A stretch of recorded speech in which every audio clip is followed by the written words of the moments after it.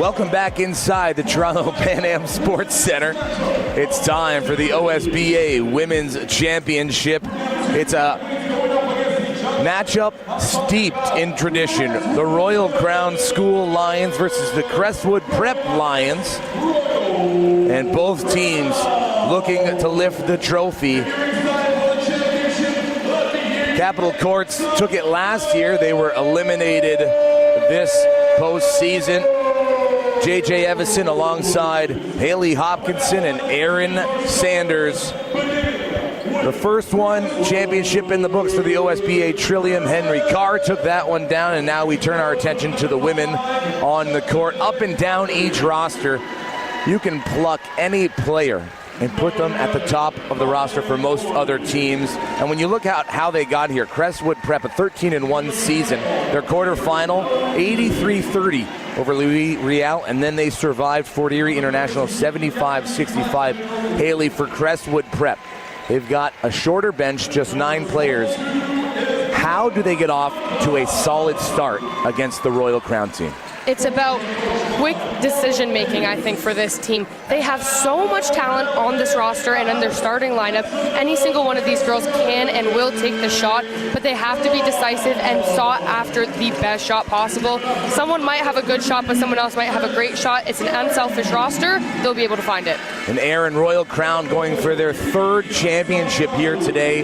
They took home the D-League Junior Girls and Boys Championship earlier. We're actually potentially going to see 3 of the girls on the senior squad as well. That's Rain Marie Luke, Shekinah Bonnie, and Abigail Solomon. And when you look at what they've done, perfect record through the season, a 70-49 win over Crestwood Blue, and then a domination of Niagara Prep in yesterday's semifinal, 73-45. How do you slow them down? Well, it all comes down to the mid to low range game. You have to make sure you take a player like Shantae Murray out of the mix. If you take Avery Orige's ability to dribble down the baseline out of the play, it could be a good night for a Royal Crown. Can that crown go back to the OSBA? Can they make it 39 championships in program history? Only time will tell. That's on the defensive side, but offensively, how do you get Chance Berry going if she can't get going herself? Well, you got to get that extra passes. You got to make sure you tell her to come up top and try to drive inside. This is going to be a good one. Starting 5 for each side. Crestwood Prep, Brooke McLeod, Avery Arize, Shantae Murray, Mayan Gorin, Gabby Fajemi Rokun lines up across from Emerald Nani, joined by Chance Berry, Eunicia Delgado, Victoria Stephen, and Amaya Robinson. Opening points, Chance Berry. And that's that decisiveness from Salgado. Immediately she got the ball, saw Chance and the lane. Brooke McLeod, open space, elects to give it up. Murray strokes it from deep, too strong, and rebound by Berry. Berry eyes up Arige, swings it to Robinson, the Duquesne University commit. Arige gets her fingertips on it, and good defense already moving left to right here for Crestwood. Yeah, absolutely. Arige is obviously a massive threat on offense, but her defensive game as well, top tier. Chance Berry moves to the right-hand side into the body of Murray. The play goes on, and Murray gets the rebound, fortuitous bounce. Yesterday, we saw Ashley Vandeven play outside of herself for Crestwood. 27-point performance, including 5 3-pointers. Arige worked back towards the logo, swallowed up, keeps shuffling those feet, and a foul called right before the over and back. Oh, Crestwood getting bailed out on that call. But the trapping we'll see from the Lions. Those girls are so good at recognizing when the trap needs to happen. It's kind of an unspoken thing that they do on those plays, but if that happens again, Crestwood's going to need to get in there and help Arige a little bit more. Arige tries to get around Berry. Gorin stuck in the corner, lets it rip. No good. Fajemi Rokun had position, but Nani taps it to herself, and now Berry settles it down. Berry works inside. Arige taps it loose and gets called for the foul. And you know, Arige is very good on defense, but the problem is she was deep in the paint and she overcommitted, and once that outreach arm was there, that drew up the contact. 2-0 Royal Crown School ahead. 1:20 gone in this championship game. Emerald Nani had a fantastic start to yesterday's semifinal, securing offensive rebounds for extra possessions. Salgado releases. Barry working on Arige. And Shantae Murray knocks it loose, and Barry throws it up. And now Coach Leanna Osei asking Barry to make those decisions just a little bit quicker. Yeah, a little bit quicker. That'll do her some good. But Shantae Murray, great heads-up play.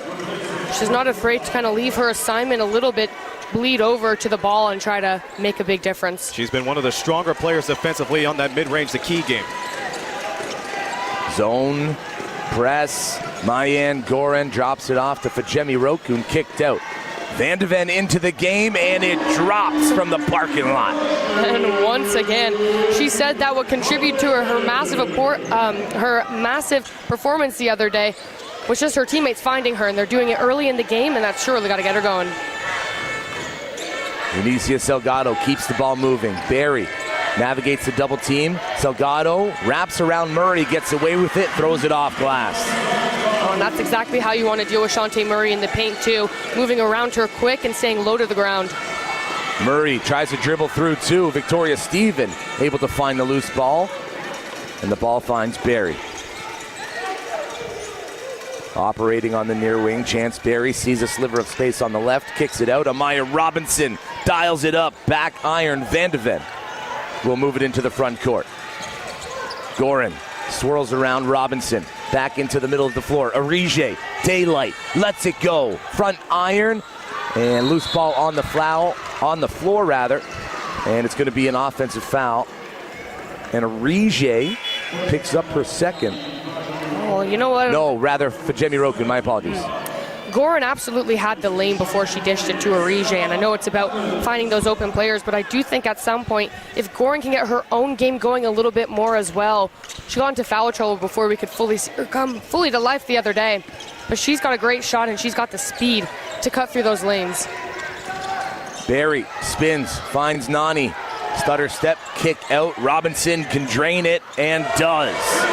And that's great attention from Emerald Nani to bring up the double and triple team up the lead for that open shot. 4-point lead, Royal Crown ahead. Arige gets by Barry into the body of Salgado, and Salgado, shuffling her feet to the right, continues to get into the path. That's a blocking foul.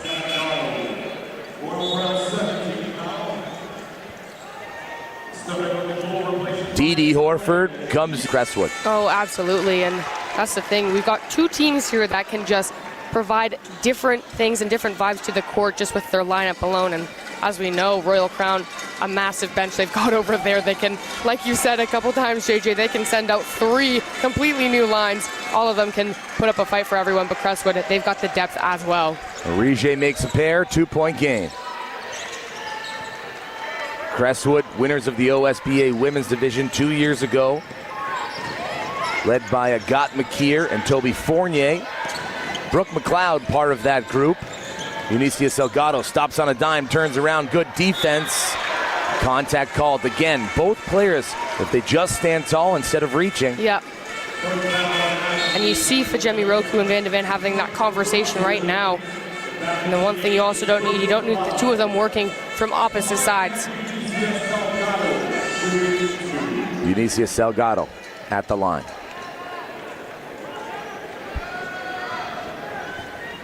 Swishes the first.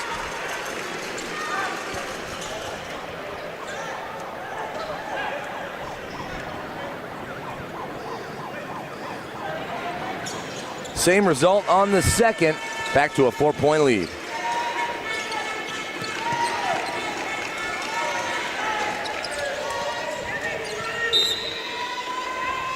Chance Barry clapping down on Arige, and you know she's taking that assignment seriously. Well, the two of them, just pure competitors. They thrive on that competitive nature and spirit that the two of them are both bringing to the court. Van de Ven looking for the entry pass. Stella Evans turns to try and get away from Robinson. Gets the 2-on-1, keeps it moving. Brooke McLeod underneath, doesn't get the bounce, fighting for the rebound. That's going to stay here with Crestwood. I don't know if Brooke McLeod was necessarily completely ready for that. Usually a shot she doesn't miss, but I'm sure she won't pass that opportunity up again. One of the rare occasions to see Crestwood go inside in the first 3 minutes of action. Arige into the paint, elevates, too strong, tapped out, and Arige tracks it down. 14 on the shot clock. Horford lets it go. Too strong. Barry with the rebound. Calmly into the front court. Barry spins into trouble, gives it up. Salgado up and off glass, couldn't get it to go. Second chance, tied up. And that's going to stay here with Royal Crown. Eunice Salgado headed to Boston College next year, trying to claim a trophy before she takes off. Oh, yes. And Maya Robinson, the Duquesne University commit, gets it back from Barry, working on Horford. Turns, finds Salgado, who has extra space, 2 on the shot clock. Barry lets it rip. Front iron, back iron, rebound, Van de Ven. Horford tries to get by Robinson and just drag that back foot. And how many times has Marlo Davis and Leanna Osei gone head to head?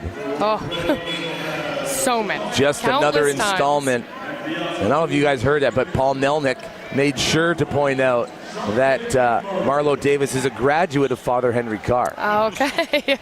He's taking credit for what Davis is doing here. So if Crestwood wins, Father Carr wins twice. Yes, correct. Bragging rights all-time effect. Shekinah Bonnie, the D-League Junior Girls champion in. And for Jemmy Rokun, rather, Shantae Murray comes away with the strip steal. Shantae Murray so confident in everything she does, getting 2 hands in there with just a clean rip out of Chance Berry's hands. And that's mainly because Royal Crown keeps going inside. That's been their game to start things off. Crestwood, different story as they're working around the perimeter. Yep. Akilah Bailey checks in. We didn't see her at all yesterday. No, she was actually working with the trainer on the side for the entire game. Not 100% sure what she was working out, but I believe it's under that leg sleeve. Horford attacks, floats, gets the bounce. And this all happens because Royal Crown's defense was on the far side, did not have a chance to respond. Salgado brings it up the left-hand side, working on McLeod, defers to Bailey. Stella Evans picks up Bailey. Salgado sets the screen and releases. Gets the ball, jab step. McLeod right there. Enough to alter the shot, then swallows up the rebound. Horford will settle. Murray looks up Salgado.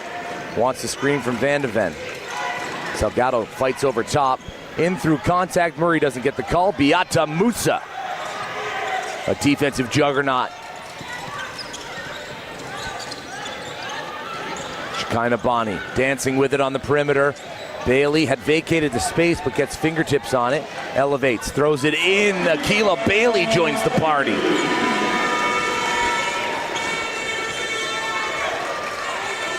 (11-7). Royal Crown ahead of Crestwood. In the space, short, and Musa has it snatched by McLeod. Jump ball going to stay here.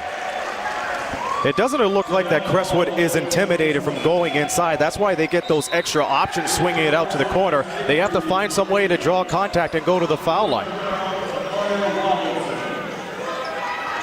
Amaya Robinson back into the game. Avery Arige checks in as well.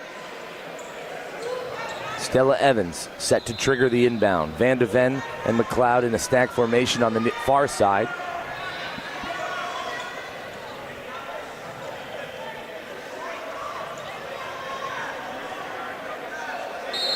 (14 on the shot clock, 3:32 to go. Quickly in, McLeod. Looking for an entry pass. She's no stranger to shooting it from beyond the arc, but she elects to give it up to Arige, who misses again. Musa gets fouled on the rebound. It's going to be the second against Van de Ven.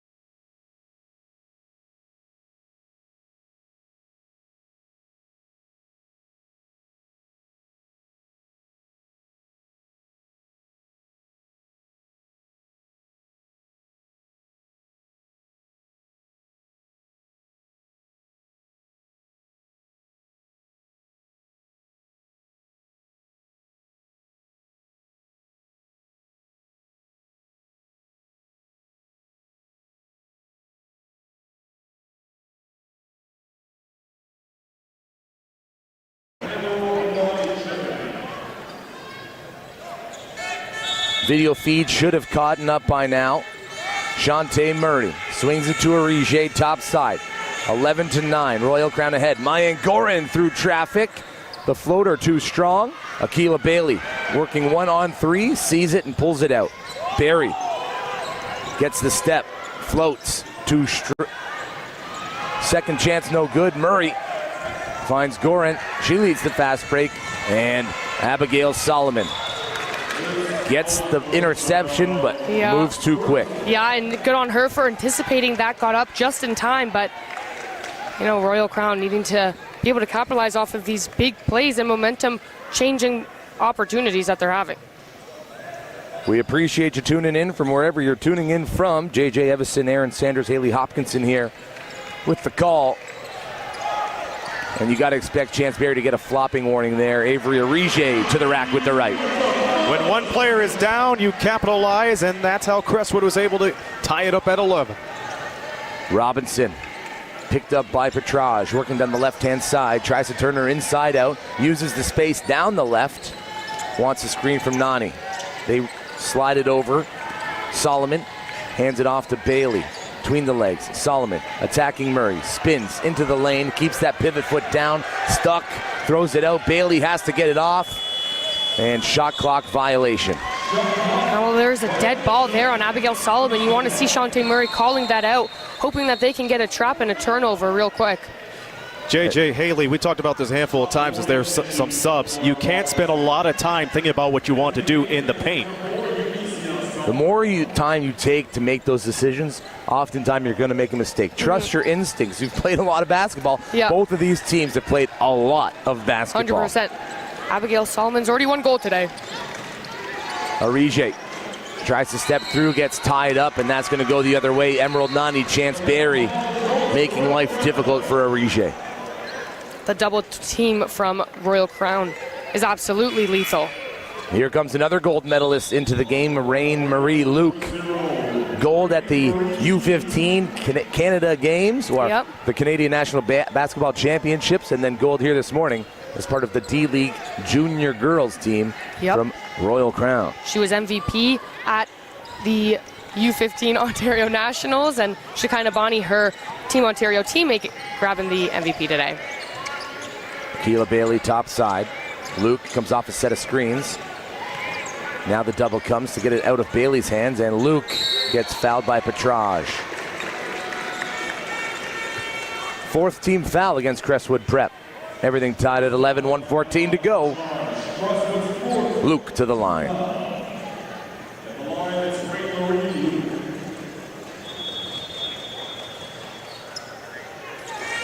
Luke makes good on the first. Oh, she makes most of them 90% of the time. She's a 90% foul shooter, and it goes to show what she's capable of. 2 for 2 on the trip.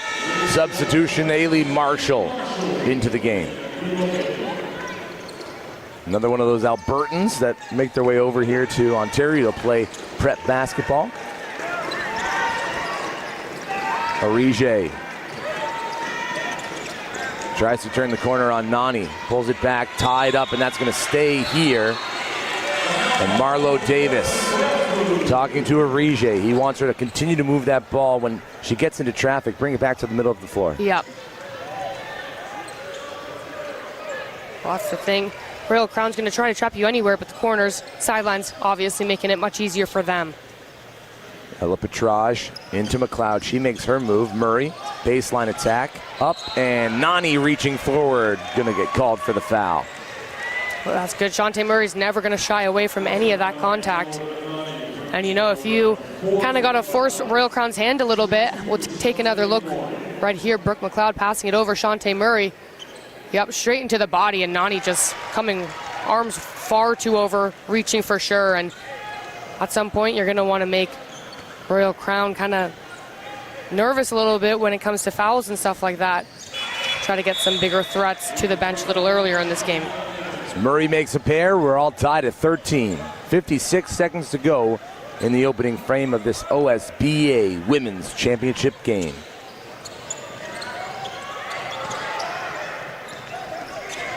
Nani tried to spring Marshall. They'll settle it down with Luke. Luke working to the left. Barry takes the handoff. Action underneath. Barry elects to keep. Gets to the free throw line. Floats it too strong. And Arije taps it to herself. Mayan Gorin. Around McLeod. All the way to the rack. Off the glass. Too strong. Salgado into Barry. 3-second difference. Game clock, shot clock. Salgado comes, take the handoff. Right into the body of Shantae Murray. Picks up the dribble. 10 on the shot clock. Luke lets it fly. Back iron. Nani with the rebound, and Barry wants the last shot herself. One-on-one with Arije. Stutter step. Barry spins, throws it up. No good. And at the end of 10, it's 13-13. Royal Crown, Crestwood going back and forth. A low-scoring affair. Defense doing a lot of the dictating. Oh, 100%. I mean, if you had seen the past results from their previous games, especially kind of those first-round ones, you would think this could be an extremely high-scoring one, but no. These two teams are also very familiar with each other. They study each other. They've played with each other a ton of times before. Every single basket in this game is going to be tough to get, and that's the beauty of it. This is going to be a close one all the way until the very end. I would bet my life on it. Well, I would say this. I'm glad to see Crestwood becoming more comfortable by driving inside, but they have to finish strong. And on Royal Crown's case, they have to think about swinging it a little bit more, because both of these teams are playing with great speed. But the team with the advantage is Royal Crown, the way they've been attacking, and with Chance Berry involved, it's going to be lights out every time. Chance Berry can create off the dribble. She had a rough start to both the quarterfinal and the semifinal game, and sometimes if you go one-on-one with her, make her life difficult, but take away every other option, you're going to stand a chance against the Royal Crown squad. 10 minutes gone, 10 minutes remain till the half. Royal Crown looking to capture gold. Crestwood looking to get back on top after dropping last year's contest to Capital Courts Academy. Ashley Van de Ven back on the court for Crestwood, playing with 2 fouls right now.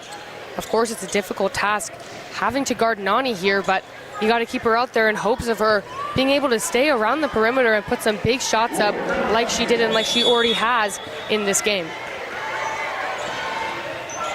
Keela Bailey, joined by Amaya Robinson, Rain Marie, Luke, Emerald, Nani, and Eunicia Salgado to start the second quarter.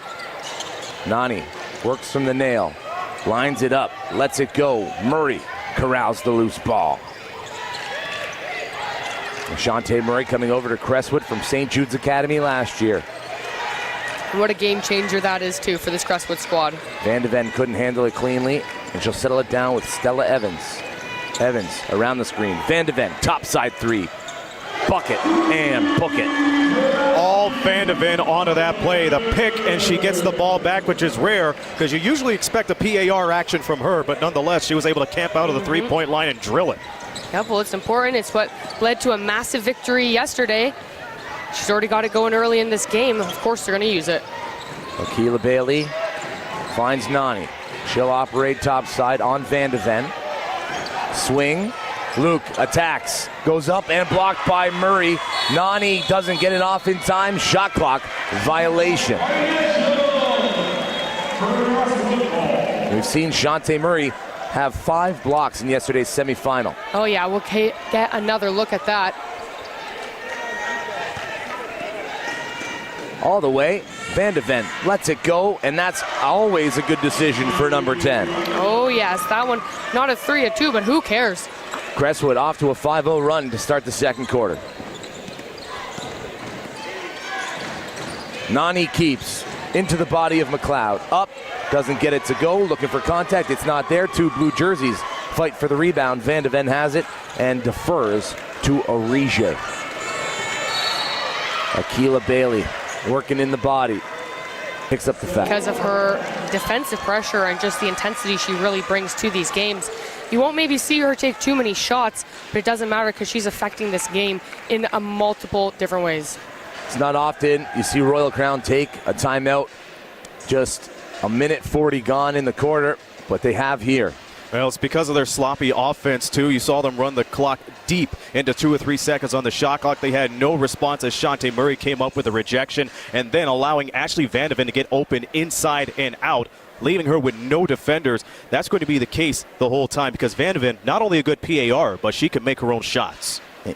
In all 3 field goals that she's made so far, there hasn't been a defender within arm's reach. No, and I highly doubt that Royal Crown has not done the research into what led to Crestwood's victory yesterday. So they need to put a body on her immediately, and there's no way that Leanne is not talking about that right now in there. Both teams break the huddle, back on the floor. 17 on the shot clock. Ball is on the sideline for Royal Crown. Rather, Crestwood will have possession. Shantae Murray. Set to inbound. Brooke McLeod operates an illegal screen. And Arije picks up her second. Yeah, that's definitely troubling early. Denara Horford back on the court.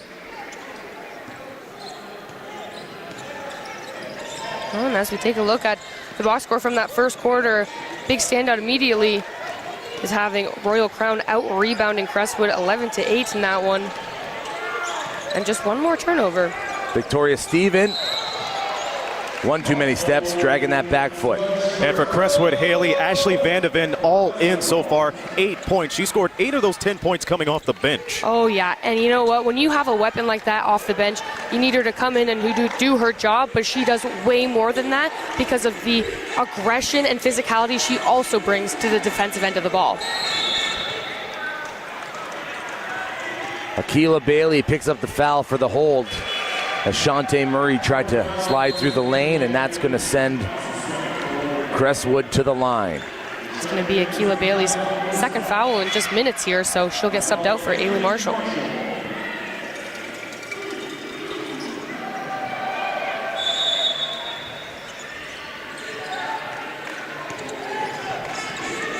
Murray back to Vandeven. She lets it rip. Front iron tracked down in the corner by McLeod. Evans operating top side, 10 seconds on the shot clock. Vandeven sets the screen. Stella Evans gets inside, tied up and ripped away by Robinson. And now tied up and ripped away by Murray.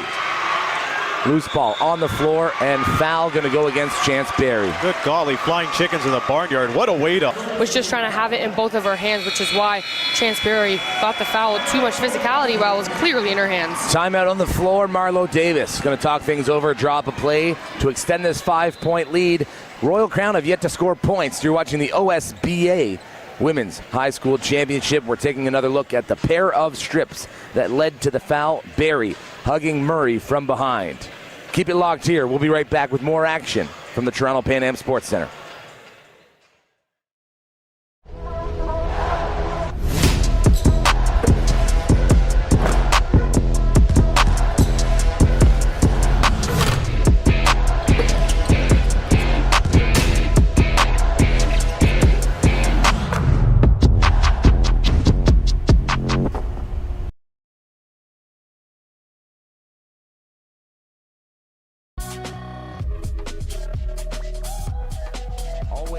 Cool and collected, wanting to get her team to get back to playing Royal Crown basketball. What are the things that need to happen, Haley, in order for that to be the case? We need to see some more ball movement. These girls always know how to find the open look, and right now they're playing a little too chaotic. And I think just calming down that timeout right there is going to do them justice here, and I think it's about trying to get that ball back into Chance Berry's hands a little bit more, getting her a good look, but also Amaya letting her be the primary ball handler for a possession or two here could calm everything down. Crestwood get it in quickly. Murray, left-handed layup, and you've got to take care of the inbounder, Aaron. You can't fall asleep off of that because you will lose it 9 times out of 10. A quick cut, and then you're out of nowhere land. Berry takes the handoff. Everybody else below the foul line, and now Robinson comes up, wants the screen from Victoria Stephen. Turned back around, Didi Horford with her the whole way. Whip pass, Marshall lets it fly. Too strong, Van de Ven swallows the rebound. Crestwood ahead by 7. Horford looking over top, Van de Ven. Too hot to handle, tapped it to where Murray was, not where she headed. Well, Marlo Davis giving a round of applause to Didi Horsford there. It was a good intention. It was just the lack of execution all around from Crestwood on that play. And yet nobody was ready on that side either. Murray assigned with stopping Barry. McLeod and Murray. Turnover, Didi Horford. It's a 3-on-2. Horford will float it off the front iron, and Marshall collects it off the glass. Barry over the timeline. Stops on a dime, turns, keeps the pivot foot down, too strong, and Murray has the rebound. Oh, great look by Chance Barry, but better defense and an unlucky bounce. Van de Ven wants it. It'll come to the near side. Brooke McLeod. Haven't seen her look towards the basket once yet. No. Turns the corner. Evans, the dump off. Touched by.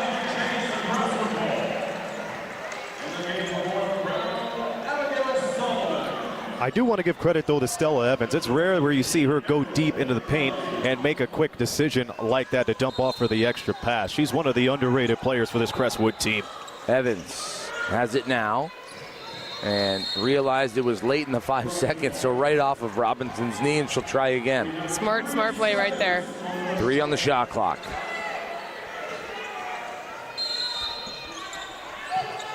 Van de Ven, back cut. It's going to stay here. 1 second, only have a catch and shoot opportunity. There you go.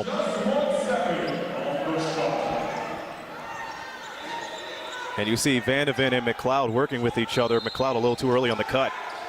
McLeod catches, lets it fly, shot clock violation. Couldn't get it to the rack.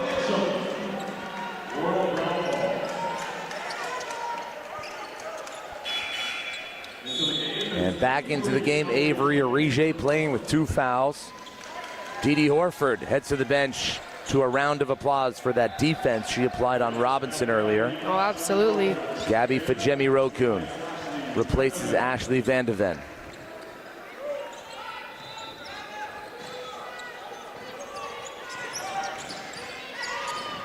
Robinson now turns Evans inside out, gets to her spot, elevates, doesn't get the bounce, going to stay here with Royal Crown. And it's been a while since we've seen Royal Crown score in deep.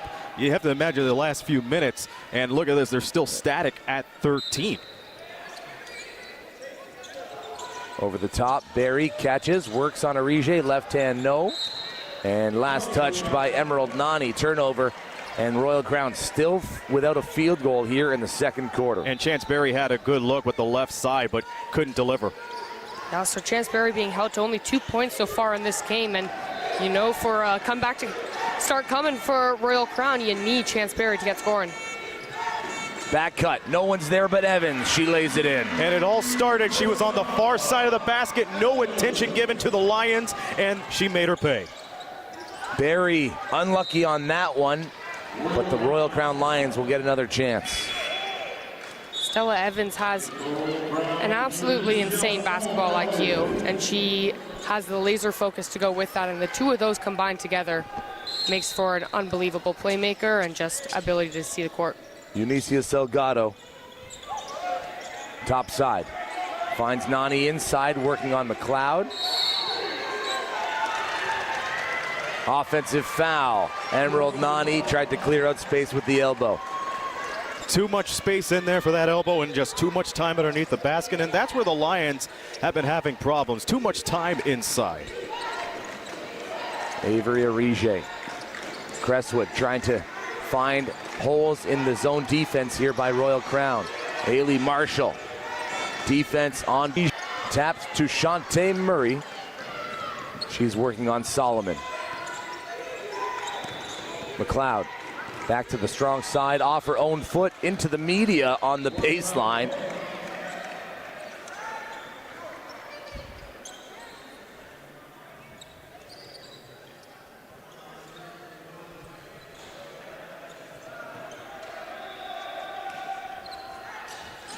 can't stack possessions like that. Robinson flashes back. Nani picked up by Arige. Good switch there. And now Solomon attacks. Right-handed hook shot, no good. Murray, another rebound.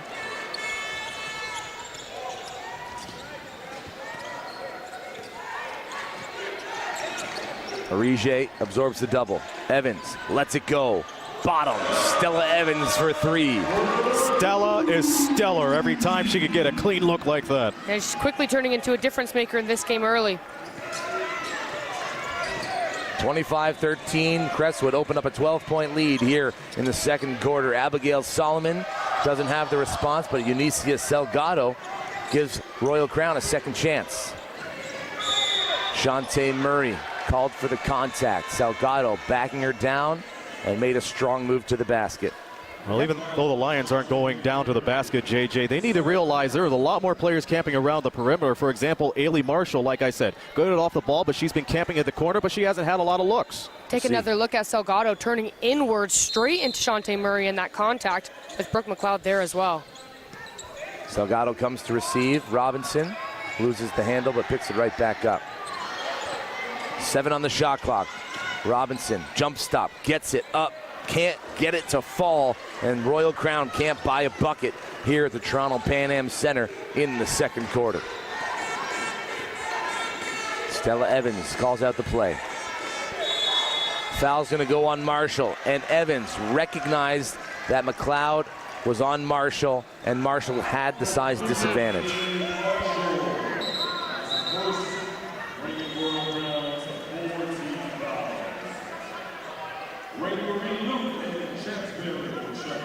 So Rain Marie Luke, Chanceberry in for Robinson and Marshall. More depth means more fits in the interior defense.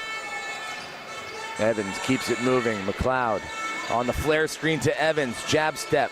Picks up the dribble. In trouble now. Arige there. 4 on the shot clock. Gets by Luke. Into the paint with the right hand. Left short. And foul on the play. 2 free throws upcoming for Avery Arige. First foul on Abigail Solomon, bringing Royal Crown to 5 team fouls. Out of team fouls now for Royal Crown. Arige trying to extend this 12-point lead to 14. 2:42 to go until the half. Arige sinks the first. I will say, despite the foul on Royal Crown, another glimpse at it. Oh, there you go. You can do all you can to stand right up, but Abigail Solomon's ability to lean in with the balance leads to the foul. But credit to Chanceberry to shut down Stella Evans before the foul. Substitution, Victoria Stephen comes in for Solomon off the make by Arige. 27-13. No lead is safe, but Crestwood ahead by 14. 2:42 to go, second quarter. Nani settles it down with Rain Marie Luke. And now Barry and Luke switch sides. They'll operate from the far side. Luke going against her former teammate, Stella Evans, and a foul is called.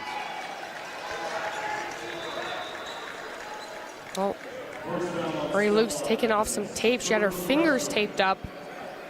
Ripped it off right there. We'll take another look at this contact here. But yeah, Marie Luke's got the step on her, and Evans just grabbing her a little bit there. It's about time Luke and the Lions get down to the basket. They saw Crestwood all clustered up in the paint, so that gives you a lot of real estate to work with. Finally, a point in the quarter for Royal Crown coming from the free throw line. Make it 2 for Rain Marie Luke.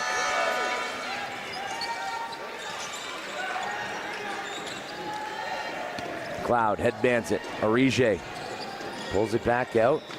Victoria Stephen right there. Evans calls for the ball. Murray back to Evans. And now Murray thought about it, turns Salgado inside out, dumps it off for Jemmy Rokun for 2. Well, who was guarding for Jemmy Roku? Because she was able to just bolt the moment she saw one of her players cut into the left side for that extra pass. Weak side help defense exposed. Nice dump off to Nani. Spin move. Delgado for 2. And when you take one of the best defenders out of the play in Shantae Murray, open real estate, left side. Murray now on the offensive side. Looking for McLeod. Blocked by Nani. Big stare down from Nani on Brooke McLeod there, too. It's good to see both of these teams physical inside. Minute 33 to go. Brooke McLeod's for... For Jamie Rokun with the left no good. She'll get a second chance, and Nani wants none of it. Chance Berry lets it fly off the left of the iron. Stevens saves it, but right to McLeod, and now Arije will slow it down. 12-point lead. 65 seconds left in the half. Arije for Jamie Rokun. And Arije, a foul on Berry.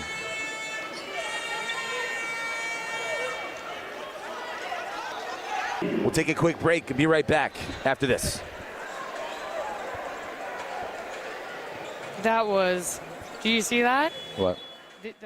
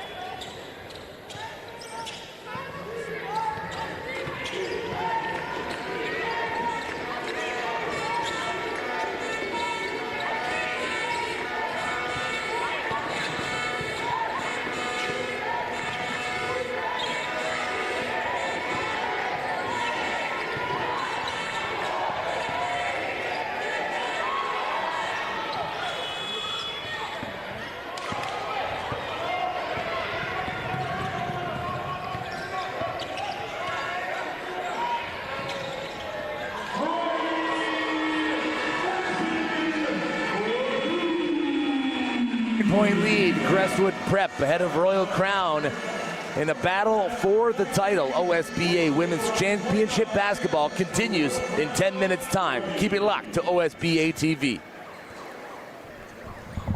insane shot.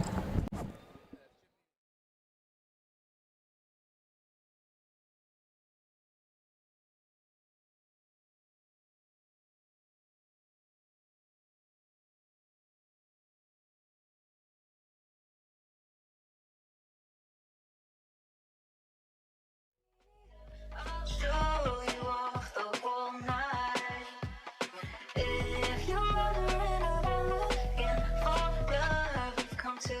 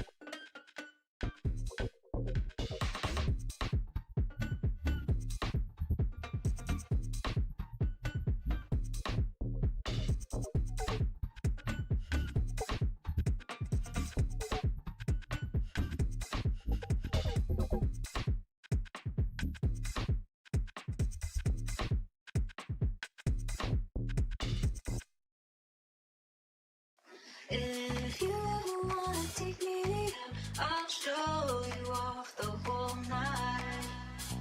If you're wandering around looking for love, you've come to the right place. Don't wanna take it for granted no more, don't wanna say good night. Being alone's not what it used to feel like, I want you by my side.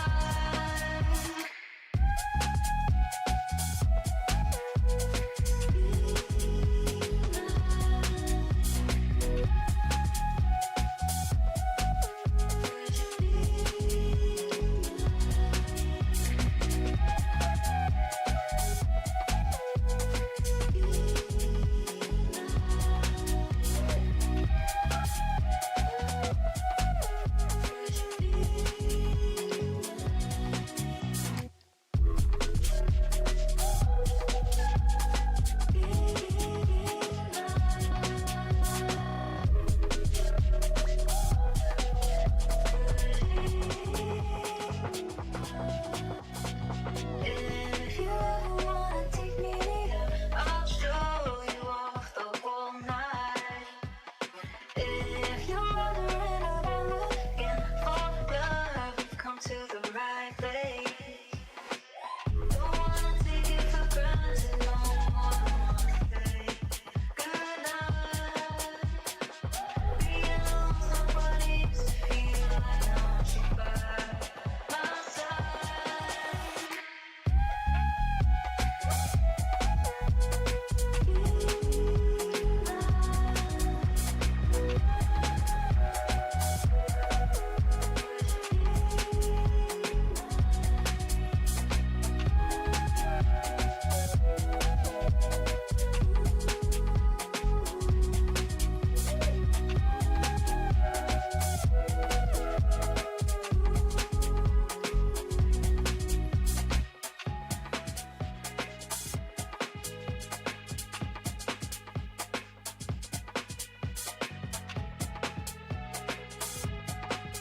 Would you be mine?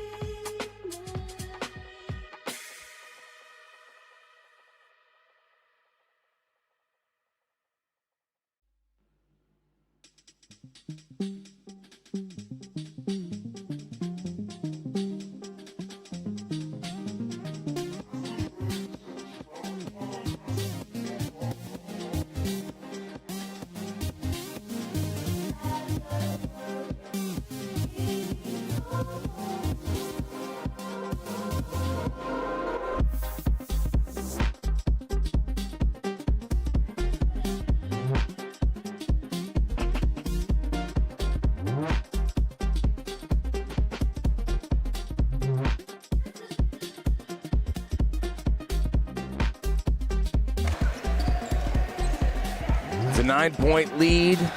Crestwood Prep ahead of Royal Crown. 20 minutes left to play for the OSBA women's title. JJ Evison, Haley Hopkinson, Aaron Sanders here with you. We appreciate you tuning in. Royal Crown shooting 21% from the field on 6 of 28, 2 of 9 from deep. Meanwhile, 41% for Crestwood on 10 of 26, 7 of those assisted. Haley, talk to me about what's working well for Crestwood. What's working well for Crestwood is shutting down Shantae Murray. That's a big part of it. How to just, Chance Berry. Stopping Chance Berry, only held to 2 points in that one. You can see her getting a little frustrated on the court, and they knew coming into that was one of the biggest threats they had. They're doing a great job finding those cutting lanes and finding each other on the court in ways that helps throw off the defense a little bit, but they're getting the main job done, which is getting to the basket and scoring. Chance Berry, 2 points, 5 rebounds, a single assist, but 3 turnovers. Got to take care of the rock. Meanwhile, who's standing out for Crestwood, Aaron? Well, so far I see a couple of players I know for a fact. Ashley Vandevent scoring 8 of those points off the bench. That's a handful. And Gabby Fajemi-Mirakun scoring 8 points as well. So a lot of paint presence from both of these players as we roll on to the second half. The pair combined for 16. Shantae Murray's got 2 points. Make it 4 to go with 6 boards, 2 assists, 2 steals, and a block. A full performance for the future Rutger University Hooper. Aaron, you had a peek into that Royal Crown huddle there at the half. What was the message? The main message was it's us versus everybody, and that's true when it comes to a first-place team like the Royal Crown Lions. You got to stick back to what I call your bingos, your main plays as the shot clock winds down. Brooke McLeod beside herself as she reached for the block. Her first personal foul coming here 38 seconds into the fourth quarter. Eunicia Salgado initiating the contact, making her presence felt. Absolutely. Salgado's doing a fantastic job of putting her body on the line here, but she's got such control that she's able to still execute what she wants to get done. And of course, great shooter at the line. Salgado headed to Boston University next year, or Boston College rather. Pajemi Rokun with the rebound off the miss. Mayan Gorin calling out the play.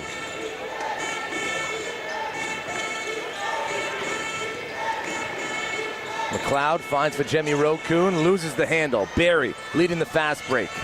Mayan Gorin tracking back. It's a deep two if it goes, and it does. And Chance Barry gets a bucket. You want to see her get on the board in this second half, and you got a feeling that she's been craving that feeling of getting that bucket. Well, can't she hold down Arige? Gets away with a reach there. Arige on the floor. The foul's going to go against Salgado.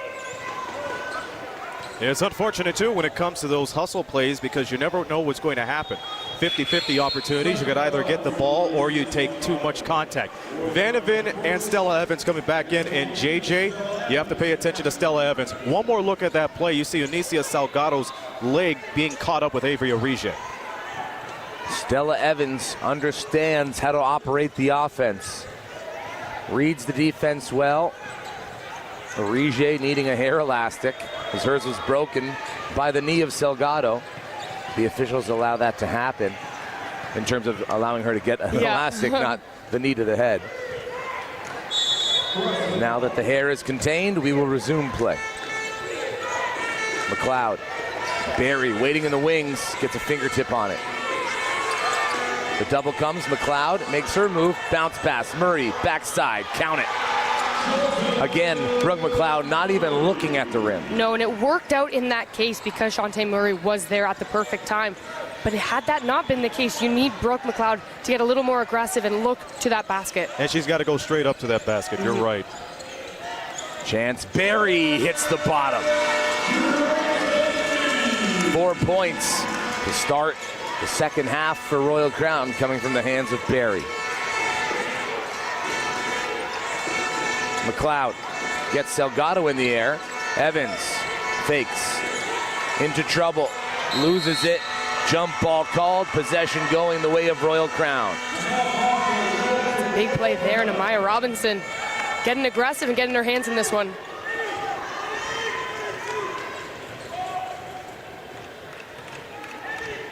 Barry will inbound it to Robinson. Joined by Akila Bailey, Eunicia Salgado, Emerald Nani. And Nani comes up to set the screen.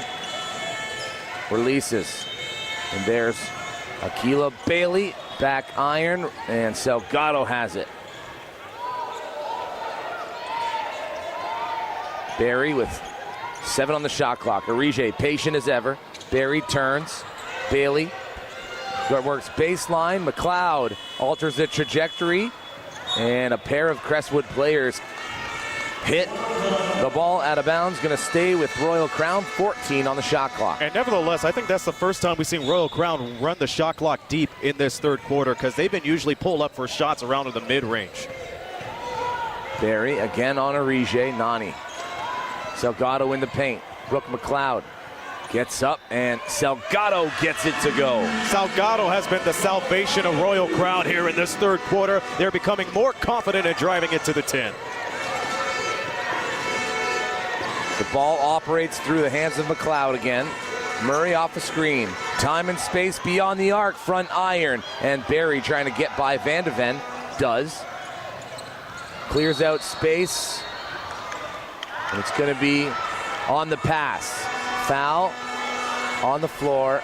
And it's going to be against Arige, who's under the basket right now, holding that arm. And Marlo Davis animated on the sidelines after that one. Orije up, grasping that back. The left hip. As we take another look. Chance Berry and Orije just colliding, and at the point of contact, imagine your hip bone going into your in somebody else's kidney, or somebody else's hip bone going into your kidney. Yeah. That's not going to be comfortable. No, absolutely not. Get a good angle of what the refs are seeing here as they review this play. I don't know what they can really review it for. They can't will they overturn the call? I guess the last time we saw it, they turned the foul into a kickball. Yeah. Previously throughout the tournament, it's just been upgrading or downgrading from unsporting. Right.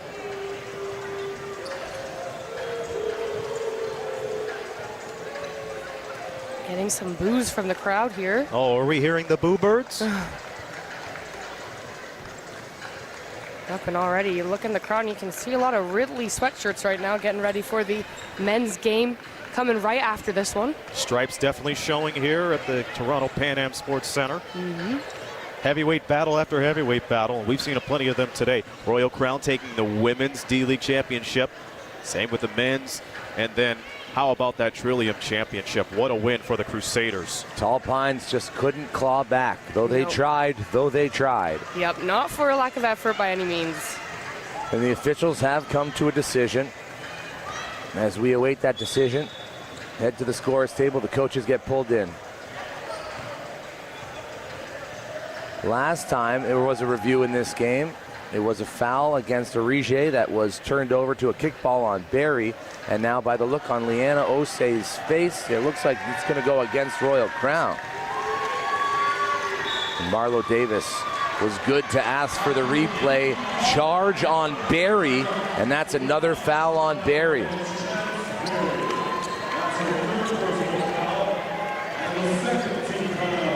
But look at the veteran leadership from Chance Berry. She doesn't seem to be fazed by that third personal foul.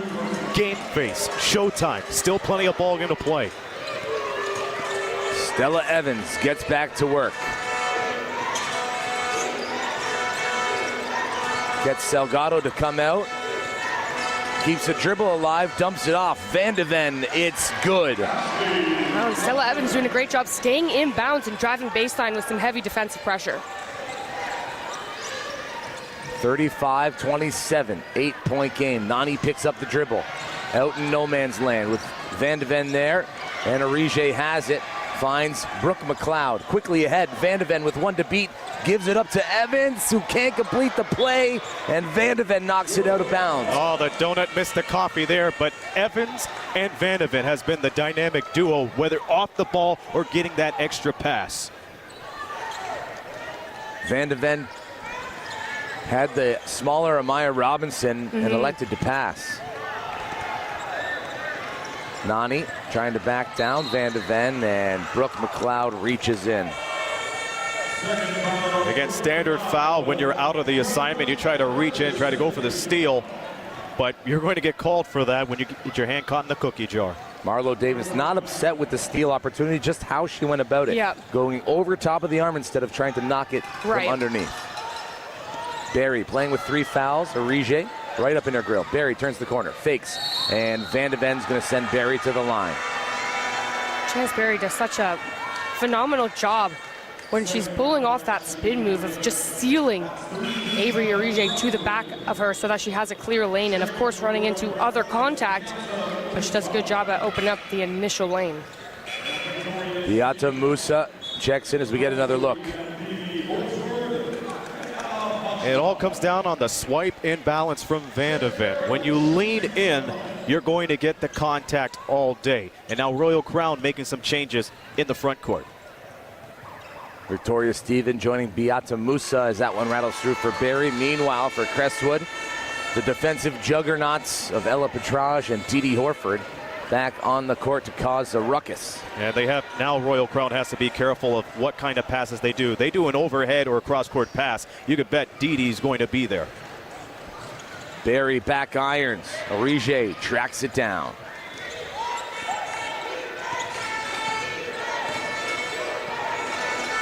The ball will work through Orige's hands. Horford comes up. She wants to work on Robinson instead. McLeod keeps. Orije around the screen, pulls it back, finds Murray relocating through traffic, up with the scoop score at the expiration of the shot clock. Horford now picks up Barry. She'll swing it to Steven. Forced back to the middle. Murray had it knocked out of bounds behind her, Beata Musa. It was sad, too, because that pump fake just took Didi Hortzfer out of the play. Technical foul on Beata Musa.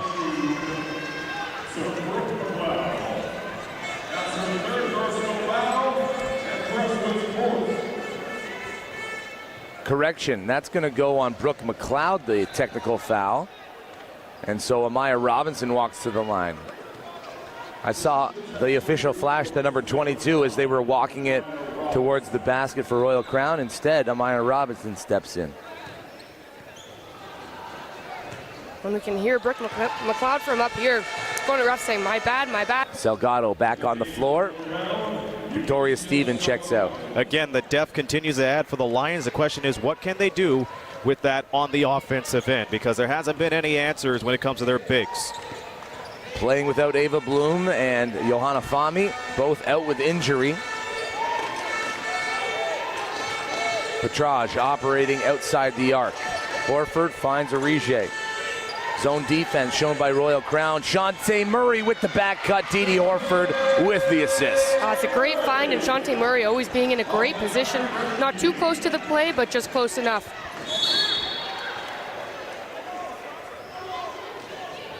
Ella Petrage called for the foul. And that's going to be a shooting foul. As we see another look. And I do believe that was the same play that opened up the second half. Shantae Murray, same place, sprouted in the same place at the right time. As soon as the help side defense came, she was right behind it. Now, we said earlier Shantae Murray was starting a little bit slow, but now she's back in her elements as the free throws are being made. Amaya Robinson. The referee's telling Royal Crown to line up, but they're too late on it. And Robinson sinks the second of two. 8-point game. Royal Crown trail Crestwood. 4:30 to go in the women's championship match. OSBA championship weekend rounding out here at the Toronto Pan Am Sports Center. McLeod turns, finds Orije in through traffic with the left, misses it wide. And Akilah Bailey pushes the pace the other way. Chance Berry gives it up to Bailey. Salgado comes. Robinson hands off. Bailey wide open. Lets it fly. Back iron, front iron, and into the hands of Horford off the knee of Salgado. Horford throws it away. Barry has it stolen by Murray. Jump ball called. Possession favors Crestwood. As soon as Barry turned back to the middle of the floor, Murray darted. Yep, she's very good at anticipating those plays and doing the little tiny things just for extra possessions and to give Crestwood that edge. Van de Ven back on the court. Didi Horford having a conversation with Marlo Davis as McLeod inbounds the ball.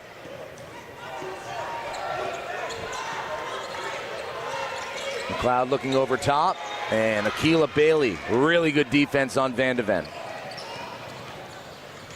Bailey tries to go end to end. Barry follows up the play, count it and one.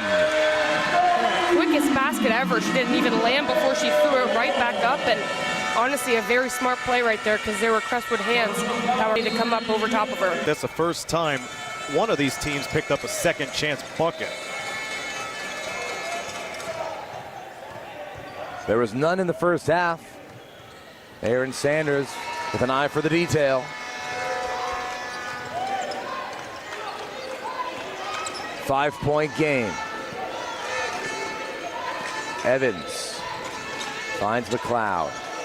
Van de Ven wants it. Picked up by Bailey.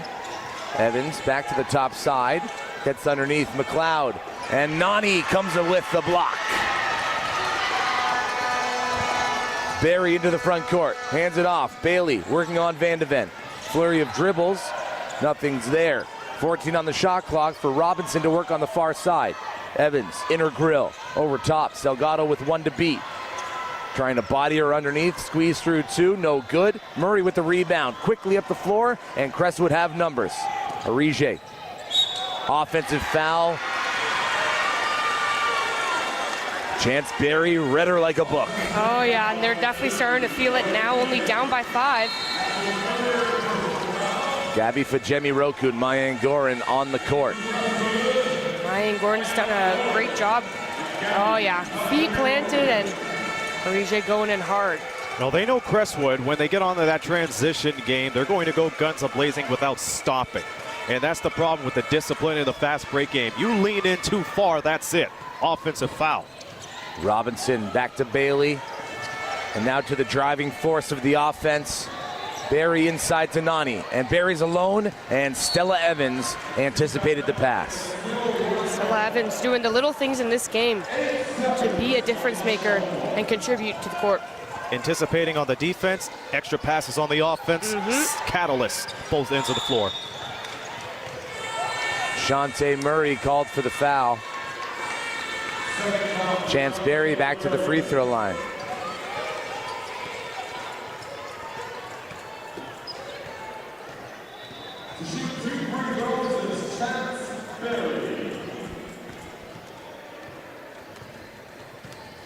Barry steps in. Rattles the first through.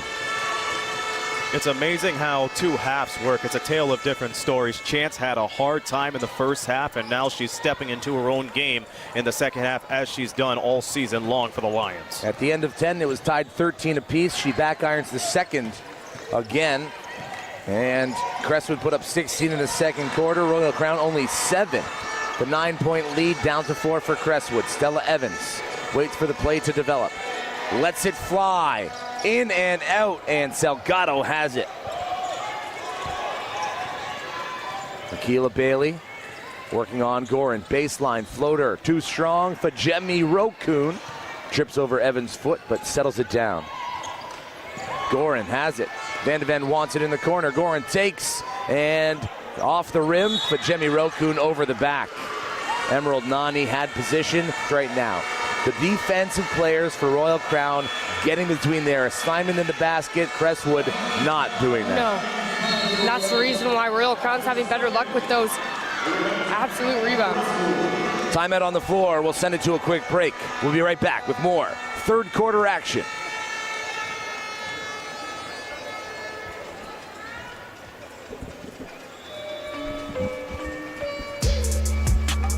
Wet Grip Microfiber wicks away sweats and maintains superior handles. Spalding Shooter Seam is designed for instant ball recognition. Rotationally balanced butyl bladder provides ultimate air. Official high school game ball of over 20 state adoptions. Built for hardwood hooping.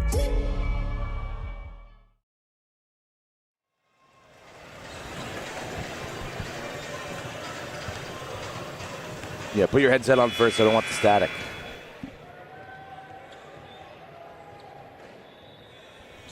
Back inside the Toronto Pan Am Center, Crestwood have taken to the floor. Royal Crown yet to break the huddle. Coach Leanna Osei drawing up a play. Free throws upcoming for Royal Crown, facing a 4-point deficit here in the OSBA Women's Championship game. Coming up next, the Ridley College Tigers look to defend their title against Fort Erie International Academy, who returned to the OSBA after a 1-year hiatus. And what a strong game that Fort Erie had yesterday, knocking off Royal Crown, and then Ridley making it back to the promised land after defeating Polaris Prep. Emerald Nani, too strong on the first. And the reason why Royal Crown's been able to get back in the ball game, it starts with their defense and the way they've been boxing out. That's why there was that foul on the other end as the second free throw drops in. One possession game. Crestwood back on the hunt. Arige hands it off. A lane opens up and Fajemi Rokun goes up strong, couldn't connect. Berry taps it to herself. Coming on here in the third quarter, Chance Berry trying to put this Royal Crown squad on her back as Brooke McLeod heads to the scores table to check in. Akilah Bailey gets the step, turns the corner, floats it, leaves it short, loose ball. Ashley Van de Ven with the all-important defensive rebound. Akilah Bailey catches Avery Arige napping, but couldn't save it from going out of bounds. In comes McLeod, and then gets told to go back out.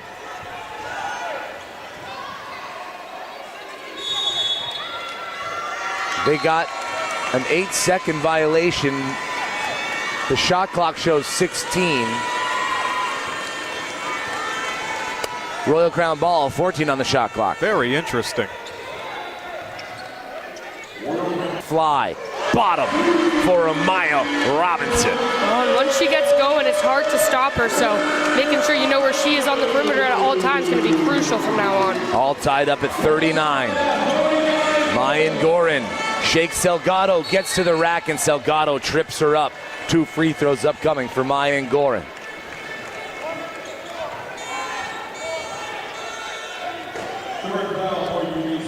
That's her third. Royal Crown's third, still one to give. 40 seconds remaining in the third quarter. Shantae Murdy at the scores table. Gorin can't find the bottom on the first of 2.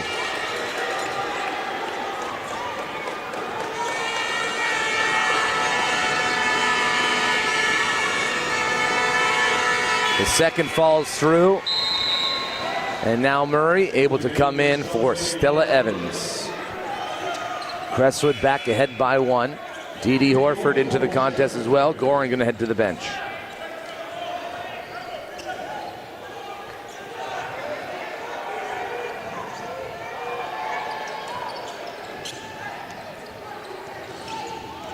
Barry has it. Arige right with her. A little bit of separation. Barry loses the handle, picks it back up, faces the double team, and Amaya Robinson bails her out. Salgado back to Robinson, into the middle of the floor. Nani with 1 to beat. It's Van de Ven. Van de Ven stays strong, and Nani's got the extra move but doesn't get it off. Shot clock violation. It's all because Van de Ven stood her ground late into the shot clock. Royal Crown had those opportunities in the first half, but the same result. Couldn't capitalize, could not get their head up to look at the clock in time either. Offensive, defensive substitutions here.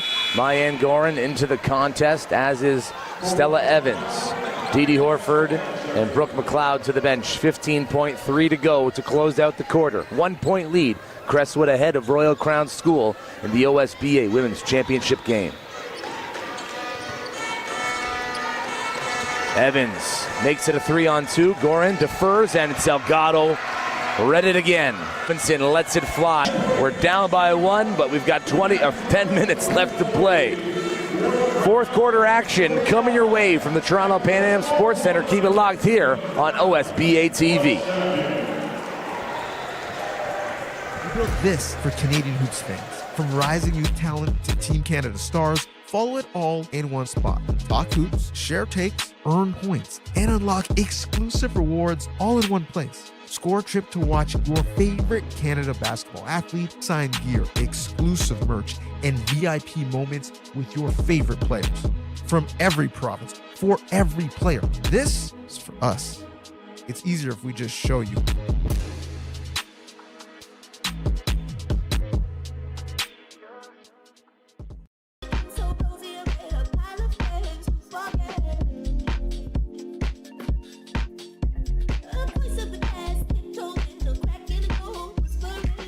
The last 4 years, Capital Courts Academy took them down in last year's final and then lost all 5 starters to college. Yes, I mean, the comeback is quite impressive. Royal Crown School took home both the D-League Junior Boys and Girls Championships early this morning. Shekinah Bonney, the MVP of the girls game. Mateo Moyes of the boys We saw some run for Shekinah Bonnie early in the game. She hasn't gotten back on the court yet, but Abigail Solomon was part of that championship team as well. She now on the floor for Royal Crown. It's going to be a side out of bounds to start the fourth quarter. Royal Crown ball.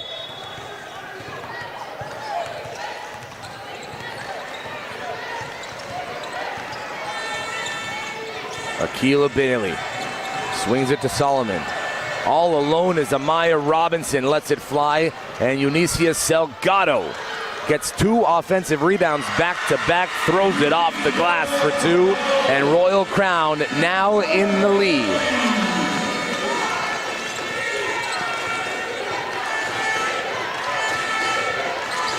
Van de Ven hands it back to Horford, gets the step, kick to the corner. Murray, all sorts of daylight, couldn't make them pay, and Robinson soars in for the defensive rebound. And remember, it was Amaya Robinson's 3 near the end of the third quarter that got them back into the ball game.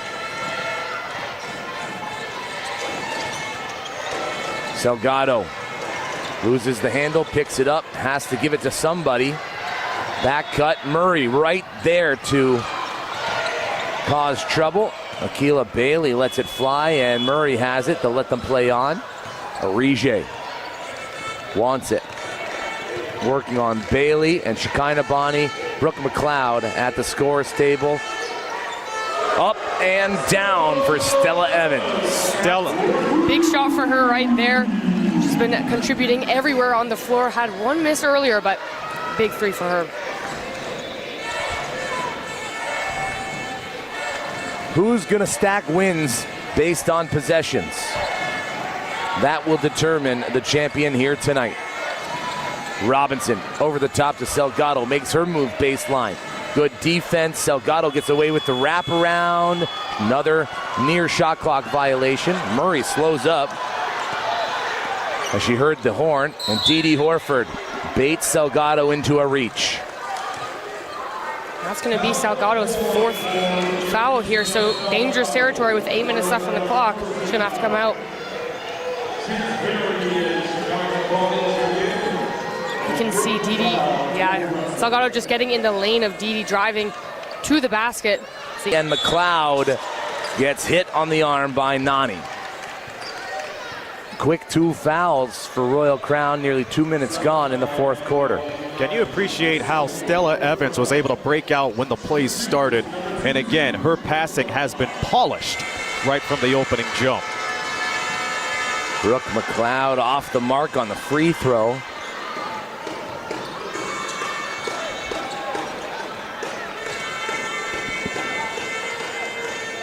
And think about it, JJ, this is going to be a semi-different Crestwood squad next year with 3 graduates this year, one including Shantae Murray and Brooke McLeod too. Definitely got to fill in that void. Juliana Roger taking off as well. And she continues to recover from knee surgery to repair that ACL. Shekinah Bonnie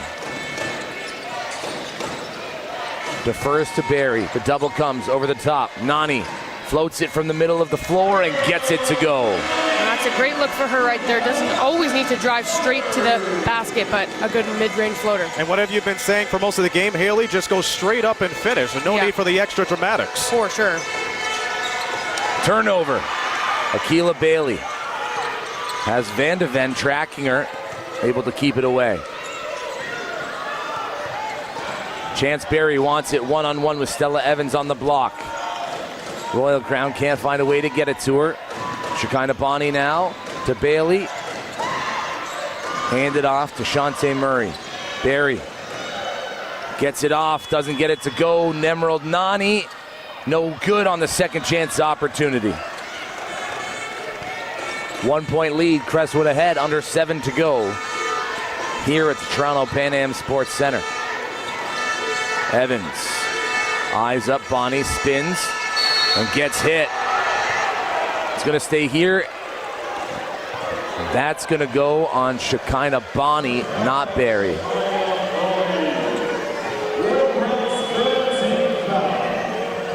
And it looks like Chance Berry is signaling a review. Another look at this.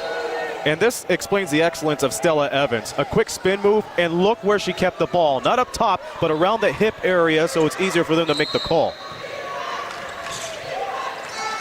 Van de Ven accepts, and now Murray to McLeod. McLeod spots up and misses it all.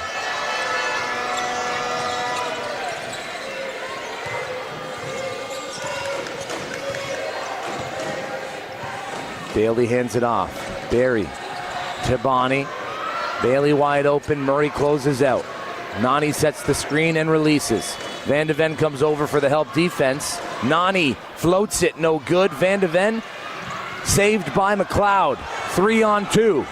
Quickly to Murray. Murray, one-touch pass to Evans, who lays it in. No!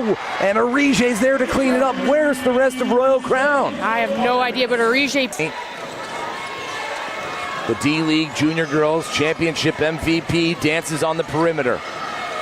Nani wants it. Makes her move on McLeod. Help comes. Offensive foul. Nani drops the shoulder. Nani can't believe it, but remember, most of the buckets from Royal Crown inside has gone into Nani, but the adrenaline just got the best of her. And I saw right up top, JJ, before she got the ball, she was tangling up with McLeod. She had her up top. And look at that. No question about it. The shoulder block. It wasn't the first one created space. It was the second one that caused trouble. Right, and Brooke McLeod doing a great job of just standing up straight, made the contact extremely obvious on that second one that went too far. Timeout on the floor. It's a 3-point lead. Royal Crown, 4 fouls, none left to give. 5:40 remaining. Don't go anywhere.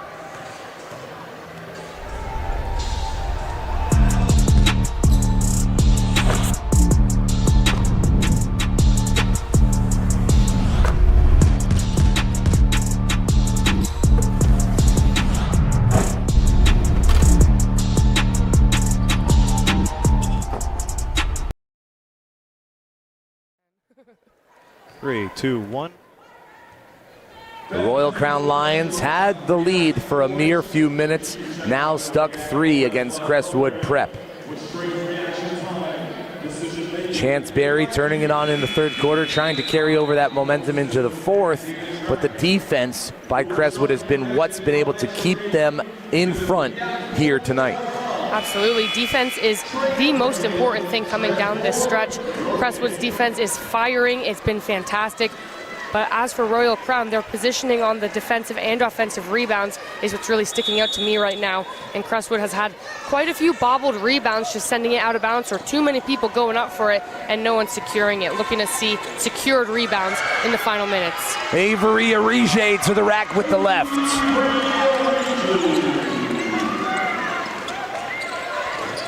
Beata Musa gives it up to Robinson, who will run the offense. Chance Berry trying to get separation from Arige, and they're just going to deny Berry the ball. Akila Bailey in for Victoria Stephen. Emerald Nani in, Beata Musa out. Clock management going to be very important in the final 5 minutes.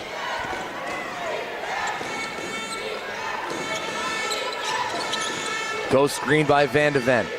She'll keep it moving. The handoff not clean. Van de Ven released, and that little indecisiveness causing trouble. Oh, yep, they're looking for it.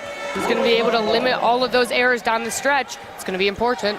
You normally see that in the paint. We've seen that from both of these teams early on, but when you do that from beyond the arc, that's trouble. It could bring up the double team too if you're not careful. It's McLeod's 4th personal. The first team foul in the 4th quarter for Crestwood, by the way. Royal Crown out of fouls to give, and Crestwood can use those wisely. Yeah, it proves their discipline as well.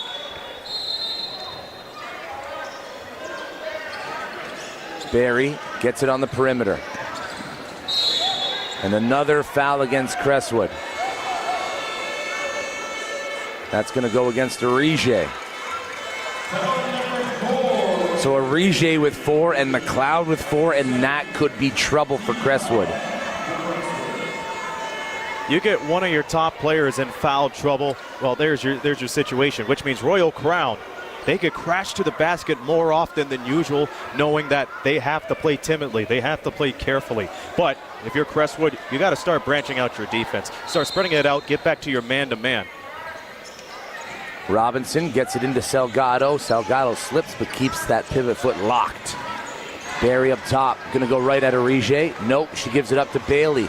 And Nani now into the heart of the defense. Floater no good, loose ball. Finds its way out to Chance Barry. Bailey pulls up from the mid-range. Pure for Bailey. And twice in that sequence, just throwing off Shantae Murray completely with some excellent handles. McLeod has it. Salgado trying to get it out of her hands. Arige turns the corner. Bailey stays with her. Evans, 6 on the shot clock.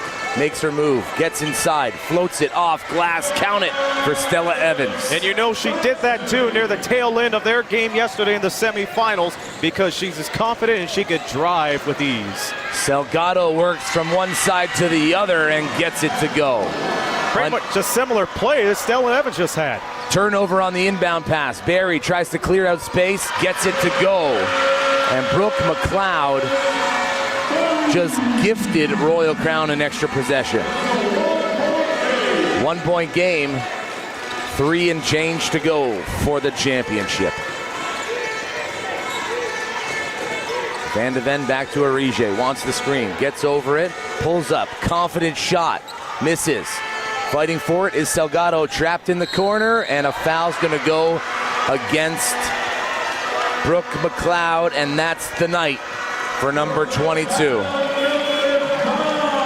and you can just tell how important Brooke McLeod is, that even Shantae Murray is willing to take that extra foul, trying to take it to keep Brooke in this game. And that will do it for OSBA career as well, but a hard-fought effort for Brooke, as Crestwood is now down a big. We'll get another look at it. Avery with that pull-up shot, looked confident here and trying to trap Salgado. Just the hands, and it's hard. On the court with McLeod now out of the game, Dee Horford checks in. And as we remind you, Avery Arige playing with 4 fouls as well. And right now, if you get the ball into Chance Barry's hands because Arige is picking her up, you got to go right at her. Maybe you get her out of the game as well. Absolutely. And Salgado playing with 4 also. Now she just heads to the bench. Oh. Abigail Solomon into the game. 1 point contest, under 3 to play. Call a friend, wake up your roommate, let a neighbor know what's going on here. Solomon gets it to go, and Royal Crown back in front.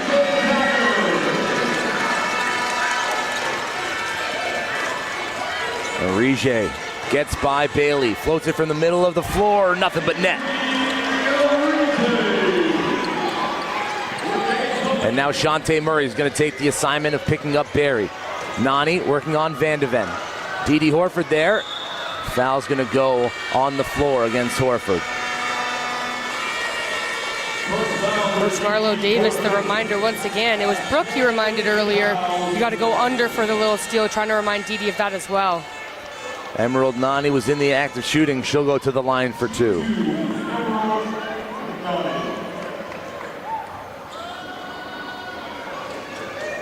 She sinks the first, and you can throw the free throw percentage out the window from the regular season. It doesn't matter anymore.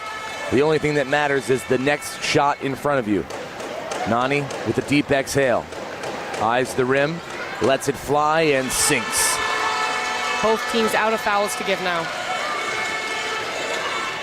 Royal Crown ahead by 1. 53-52. Arige wants the screen from Van de Ven. Van de Ven releases. She can get it down from there, in and out, and Akilah Bailey finds Barry.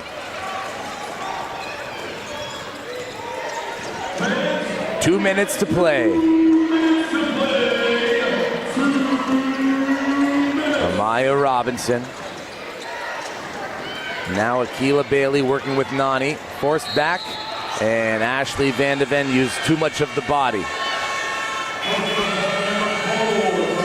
Now Van de Ven's playing with 4, and Royal Crown continue to stick with it. Akilah Bailey steps to the free throw line. We'll get another look at this right here. Her hands were down, but the body on the hands were down, but still pushing a little bit too. Not a foul you want to take at this point. Bailey steps in after missing yesterday's semifinal. Off the mark from the free throw line here. Looking to extend this lead to 2 with the second.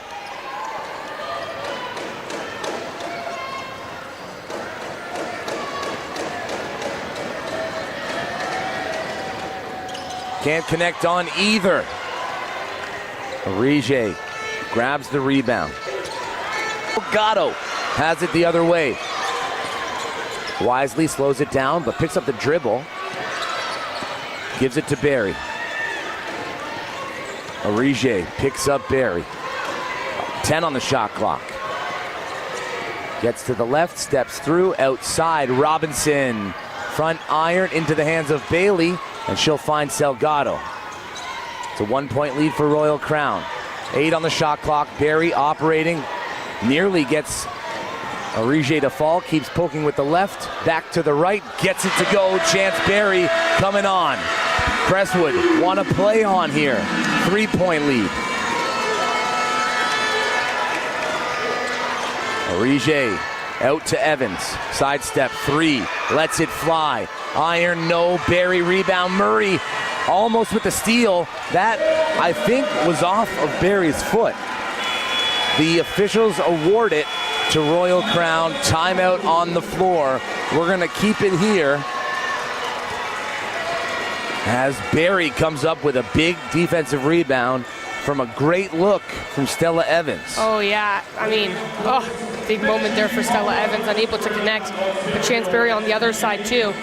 One attempt from Amaya Robinson, got the rebound. That ate up so much of the clock, leaving Crestwood with a big moment there. And that bucket was because she was able to spin on the pivot and take her defender out of the assignment. Easy deuce for her. 3-point game, Lions.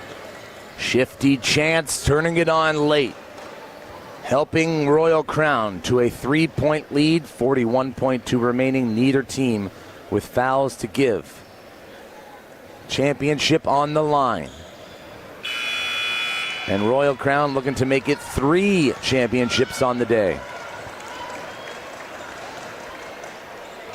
I will say this, JJ and Haley, I am impressed at the confidence from inside on both teams' offense. See Crestwood going in there despite them being down a big with Brooke McLeod fouling out, and then Royal Crown using both of their players in the front and back lines to drive right in. You just saw that from Chance Barry. Now it's a matter of, will Crestwood be able to make a huge stop against the Lions? Akilah Bailey releases from the inbound, all over Barry, and another foul sends Barry to the line. Dee Horford picks it up.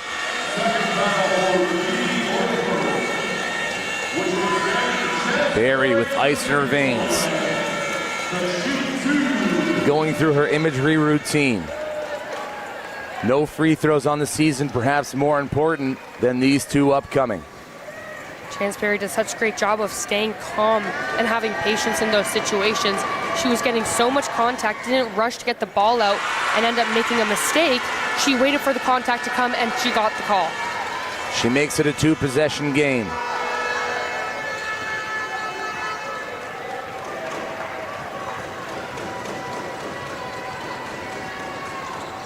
The second misses. Murray snatches it off the rim, moving down the left-hand side of the court, going end-to-end with the left. Count it, and 1. Blocking foul on Nani. Shantae Murray playing a game of anything you can do, I can do better. We gotta take another look at this. Driving so hard with Chance on her, Nani steps in, throws her entire body on the line, and Shantae Murray, biggest play of the game. And how many times have we seen that off of the fast break where they wide and angle out either on the left or right side just to get a better control of it? Shantae Murray, a veteran of the OSBA, Rutger product, looking for the and 1. She gets it to go. Timeout on the floor. Royal Crown with a 1 second difference between the game clock and the shot clock. Will they advance it? Will they take it back from their own end? And if you're Crestwood, do you send them to the line? I think you have to. I think at this point, a strategic way that they could go about this, because of course numerous ways to go about this, you target someone who you're not confident is going to make both of those shots 100%, and you take the chance at the line. Keep in mind too, Royal Crown hasn't been that well at the free throw line, so anybody you could foul, it's all right, but it's a matter of how you could stand your ground, because remember, both these teams are over the foul limit. We saw in that last play how much guts it takes to try to draw a charge, but you got to be aware of your positioning if they decide to dig it down low for a quick shot. Both teams with only one timeout left as well. First things first, go for the steal. If you don't come away with it, then take the foul. Yeah.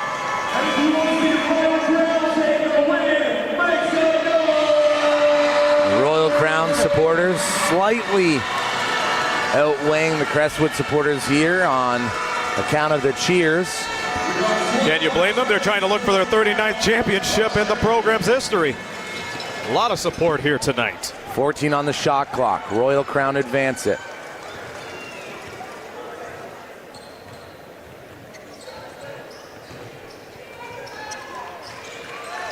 Akila Bailey, Emerald Nani, Chance Berry, Eunicia Salgado, Amaya Robinson on the floor for Royal Crown. They're not going to let Berry get it. Nani accepts, looking for somebody to give it to. A lot of time being wasted here. And now Berry comes to the rescue. Kicks it to Salgado. 2 on the shot clock. Bailey heaves it. Hits the iron. Arige has the ball. The game on the line. Marlo Davis going to let him play. Arige steps through. Gets it to go. No off the mark. And Shantae Murray can't get it up in time. That's the game.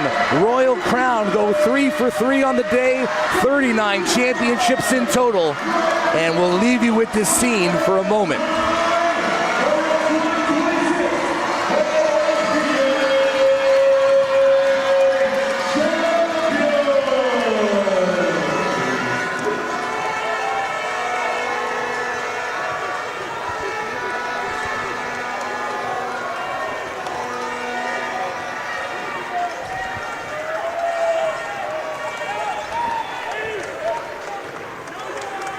The tears streaming down the face. Emerald Nani, Beata Musa hugging it out. Eunicia Salgado, Victoria Stephen, and the rest of Royal Crown breathe a deep sigh of relief. The come from behind win and the perfect season, undefeated in OSBA play, finishing 17-0. 56-55 as we take another look at that Avery Arige step through.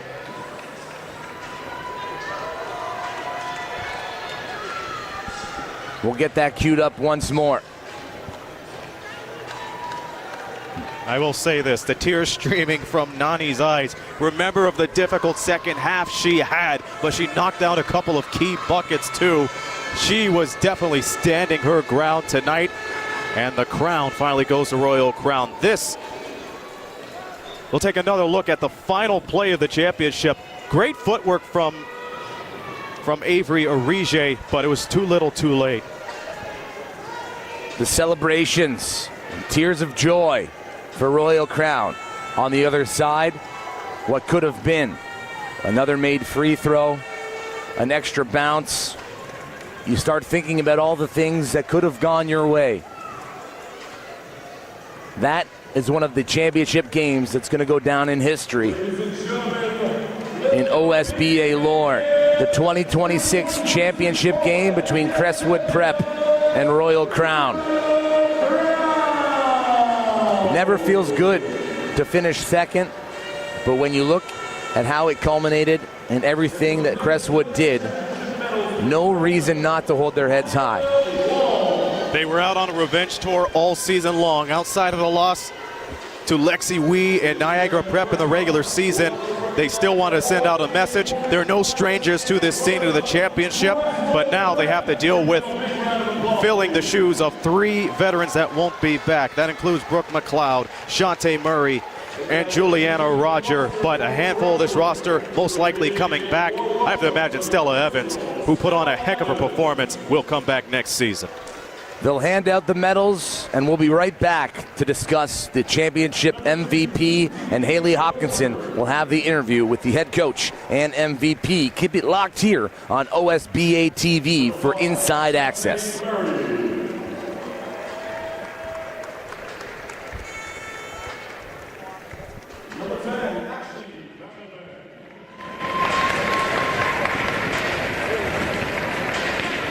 Number 11, Ryan Gordon.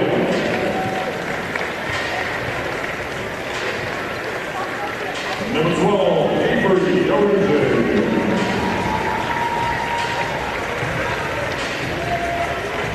Number 13, Gabby Maggio.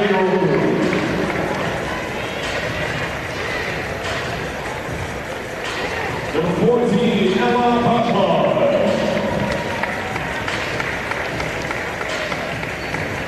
And please welcome number 22, Brooke McLeod. And now I'd like to welcome the assistant coaches for Crestwood. Assistant coaches for Crestwood, please collect your medals. All assistant coaches for Crestwood, please collect your medals.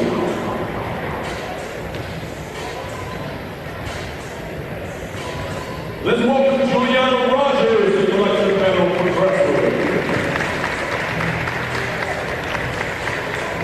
And now I'd like to welcome the assistant coaches for Crestwood Prep.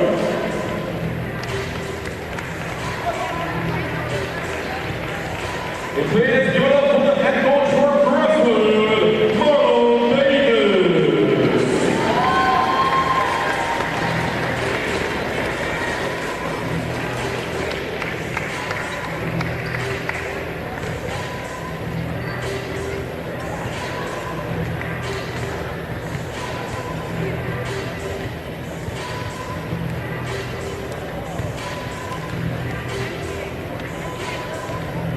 Please once again give a warm hand to your runners-up, Crestwood Prep.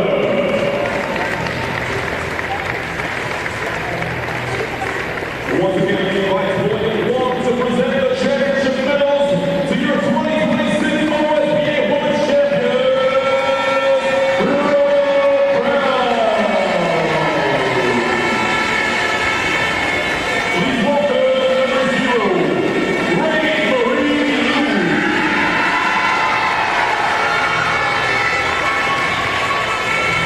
Number 1, Amy Marshall.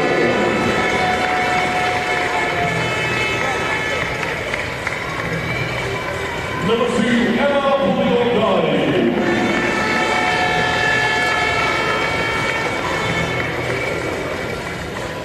Number 3, Chess Berry.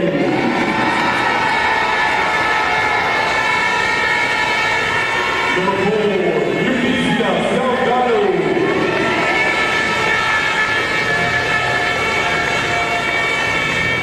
Number 5, Amaya Robinson.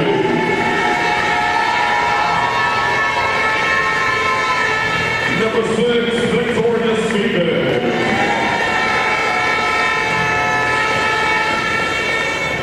Number 8, Paige Fortune. Number 10, Akila Bailey. Number 12, Shakaya Bonnie.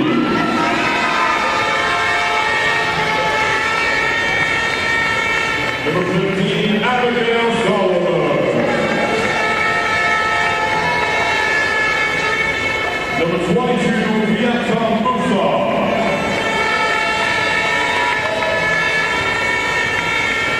Number 23, Emerald Nutty.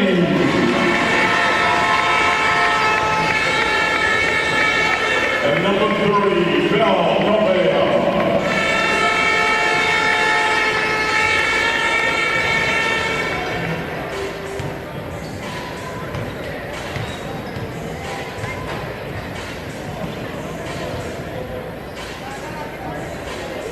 And let's give a big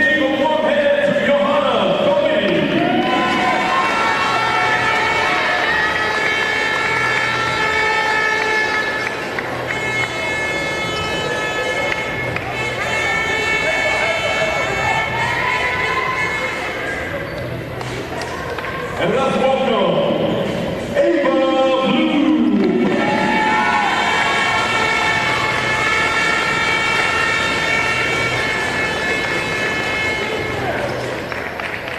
At this time, I want to welcome all the assistant coaches for the Royal Crown to please come get your medals. Let's give a big hand for your assistant coaches.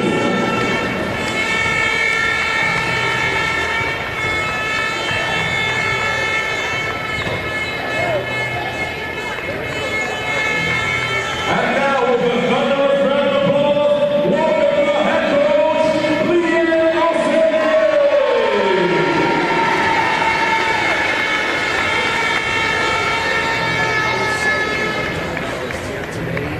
Leading the Royal Crown Junior Girls team to a D-League championship, and then the Royal Crown Senior Women's squad edging out Crestwood Prep 56-55. As we await the finals MVP announcement. Super special guest in the house. Allow me to introduce her. She's a proud Team Ontario and OSBA alum. She played in this league with King's Christian Collegiate before going on to win an NCAA national championship with the South Carolina Gamecocks women's basketball. She was selected 8th overall by the Atlanta Dream in the WNBA draft and has represented Canada women's national basketball team on the Olympic stage. Everyone with a standing ovation, please welcome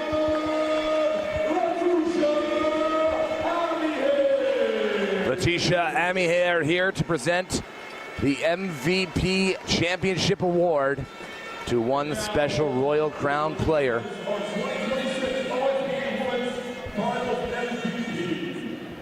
Can't hand it to a whole team, Aaron. You gotta choose one. And that's going to be tough to choose. Letitia Amihere, of course, selected by the Atlanta Dream in the WNBA draft, represented Canada at the Olympics. Who else would it be? Chance Berry. When you need a bucket, you call Chance Berry. Way to take a chance on her. The queen, the MVP of tonight. And remember the key bucket she had, getting her defender off of their foot, took the pivot and went for the layup to put the Royal Crown Lions well ahead in the final moments. A staple of this Royal Crown program, playing up since grade 8. Chance Berry's got the brightest of futures in basketball. It's all about grasping the opportunities, taking advantage, and doing things the right way. And that's exactly what Royal Crown did. I was impressed of the post play from both of these teams, but at the end of the day, Royal Crown, they had more players than usual. They had composure down low. They got the extra passes, and they were able to finish strong at the end of the day. And I mentioned at the beginning of the broadcast that's going to take a strong mid-range and post-play game to win this championship. And wouldn't you know who won the pony? The Royal Crown Lions took it all. Like you said, 39 in total for the program. The number is going to continue to climb. They call themselves the excellence of basketball here in Ontario. 3 championships this year. The Royal Crown men fell last night to Fort Erie in a tightly contested matchup. Fort Erie known for dominance as well. They won 2 years ago, took a 1-year hiatus from OSBA play, and are back on the court here to take on Ridley College for the men's championship in a few minutes' time. Coming up, our Haley Hopkinson will have a conversation with Chance Berry and Coach Leanna Osei. Stick around. You want to hear what they have to say about the game, about the program, and about Canadian hoops here in Ontario. The team getting their picture taken again and again, trying to immortalize this moment before they cut the net down just to the north of us. And now the media have their chance to capture their images. The Toronto Pan Am Center playing host to the OSBA Championships Friday through Sunday. Spent Thursday at Centennial College.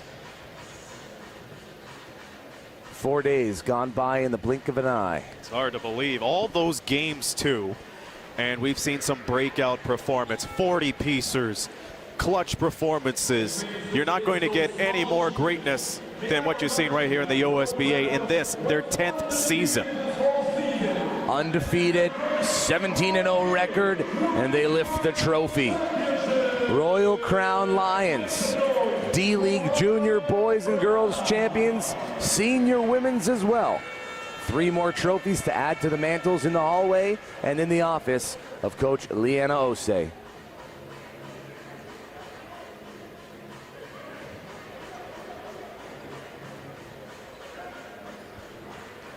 Getting a quick picture with the school logo up on the Jumbotron, right above the DJ.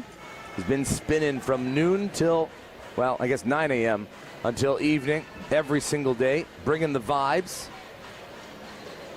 What an event here live it's been. All good tracks, all great players, all fantastic plays. Royal Crown, we tip our cap off to you as you keep the crown in the mantle.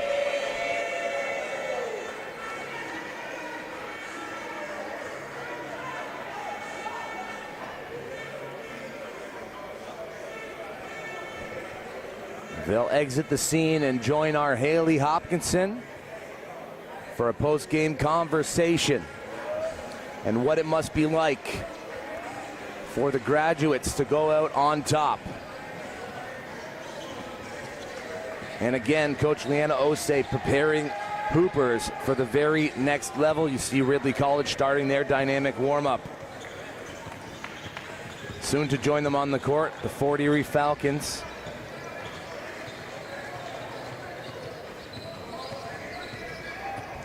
Haley Hopkinson navigating the crowd of people, trying to pull aside Chance Berry, Coach Leanna Osei. And Chance Berry, the championship MVP, with our Haley Hopkinson.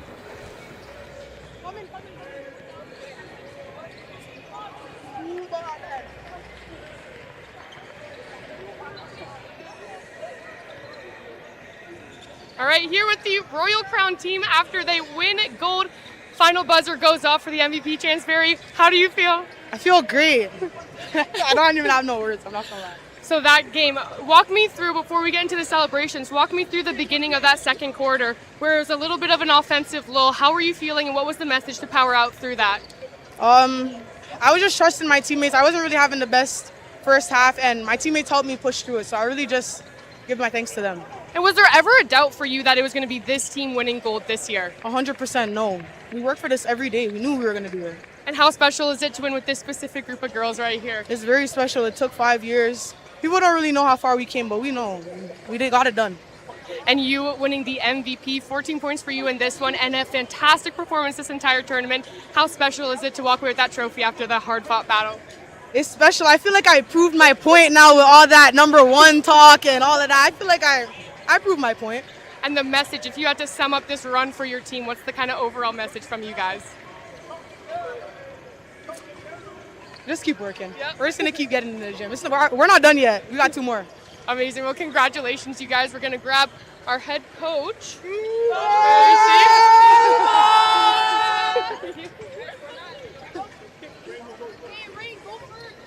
All right. First of all, congratulations. Such an amazing performance. Thank you. And your personal 2nd gold medal today, Royal Crown's 3rd gold medal today. What can you say about the program and the excellence it requires? We are making history, not just in girls basketball, but in boys basketball. We have the biggest basketball program in the country. We have the largest coaching staff. We love our kids. We have amazing teachers. We have amazing administration at Royal Crown. You want to be good, you want to be great, you want to pull out the best of you, you come to Royal Crown. That's what I want to say. Today, this win is dedicated to my late mother. 2 years ago, she passed away on the night that we played Crestwood. We lost on the Crestwood home court. I got home, I had all these missed calls. Unfortunately, she passed away the same night. So this means a lot to me, and I'm dedicating this win to her. What a touching story from you. And you demand excellence, you are excellence, and you drive this team to be the best that they can. I want to talk about just kind of your message and the way that you deliver your message to these girls. How are you unique as a coach, and how does that just help these girls to get the gold? You know what? I love them like they're my own daughters. Sometimes I'm auntie, sometimes I'm big sister, but I got to shout out our parents. Our parents trust us. We see their kids more than them. and we ask them to trust the process that we have for them. We're going to take them all the way through. We have kids as young as 7th and 8th grade. We got kids in 12th grade or 5th year. And it's a different process. Every program tells you got to play 35 minutes a game. You got to have that post with just your picture on it. Not at Royal Crown. It's about togetherness. We're trying to get you ready for college, and we're trying to turn young ladies into people who are confident leaders of tomorrow. So I love what I do. Shout out my Royal Crown family. Shout out my co-teaching staff that are also in the building supporting. And if you had to sum up this group, this run, this gold medal with a couple few words or a sentence or anything, what would it be? Today is day 145, and this was God's plan. Congratulations on a massive win, and go celebrate with the girls. Thanks so much. Congratulations. We got another gold medal match coming up right after this. Don't go anywhere. You're not going to want to miss it.